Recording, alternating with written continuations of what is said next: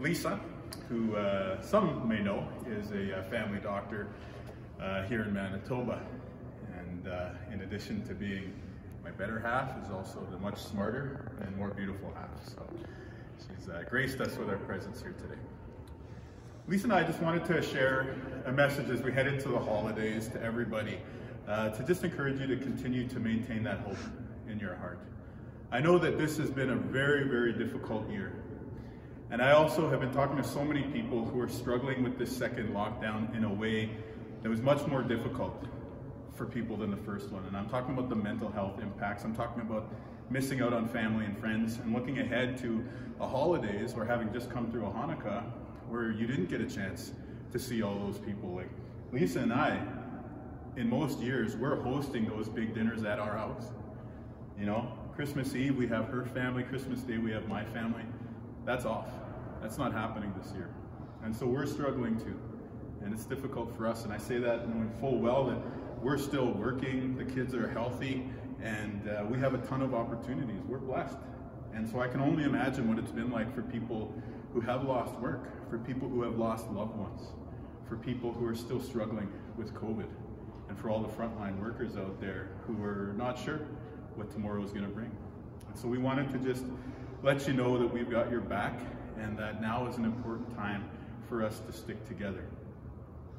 I know that a lot of us have had some rough times over the holidays in the past too.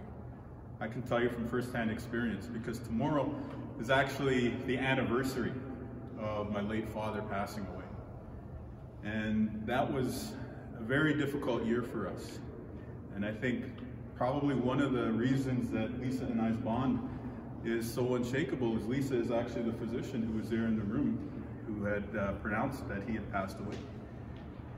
And I sat there and just kind of started processing that moment to myself. And what I would say is this, that being there for my dad at the end of his life is probably one of the most meaningful moments that I have so far experienced, right up there with the births of my kids. And my heart really goes out. And I think one of the things I've been thinking a lot about how hard this lockdown is for people this year is my heart really goes out to people who are in a situation like I was a few years back. To those people who are saying goodbye to a loved one who is about to find out what comes next after a time here on earth. And so for you folks who are forced to use FaceTime or Zoom instead of being there at the bedside, I really do sympathize and empathize with you, and I send my condolences, because I know that we're not just up here, we're not just here, you know, we're not just in our minds, we're not just in our hearts, it's also our sense of touch, it's the way we smell a room that informs the way we feel about it, and of course, the proximity to other people is what makes us human beings. And too many Manitobans, too many Canadians are not having those senses fulfilled as they go through that very difficult time of letting go of a loved one. And so I want you to know that we understand, but I also want you to know that even though you feel some kind of way by not being there with the loved one, you're not fulfilled, you're at a loss, you're grieving, you're disappointed. I also want you to know that it's okay. It's okay, because what matters at the moment where that person that you love find out what comes next, what really matters there is if they knew that you loved them. And whether you're there in person or you're there on a screen, I know that that loved one will feel loved. They will know in their mind, in their heart, that you still love them as they move on. And that's what really matters. And so in the years to come, as you go through your journey of grief, 5 years, 10 years, 20 years down the road, that's what's going to matter to you, is that you were there for them in the way that you could be, given the situation that we're all in this year. And I know that doesn't make it any easier to say goodbye, but I just wanted to share a message of condolence and empathy. And there's many more people who are going through a difficult situation like that. But what I would say is we do have to keep hope in our hearts, because that year that my dad passed away, not only were we heartbroken, but we also learned a lesson in how to make it through tough times. So yes, he passed away on the 23rd, but we just kept putting one foot in front of the other, and on the 25th, the morning, The kids, we made it good for them, and they rewarded us with laughter and joy and good vibes all around. And that lifted our spirits. And then a few days later, on the 27th, the community gave us something to be proud of. Idle no more. And I'm not talking about the political idle no more. I'm talking about the cultural idle no more. The sacred idle no more. Lisa and I, we went to St. Vital Mall for the round dance that was held there. And we had people shaking our hands and hugging us and singing songs and dancing together. And even though we were going through a very difficult time, it lifted us up. And that's what it's going to be like for us this year. It's going to be difficult. This thing is not over. But through acting together, by putting one foot in front of the other, we are going to get through this thing.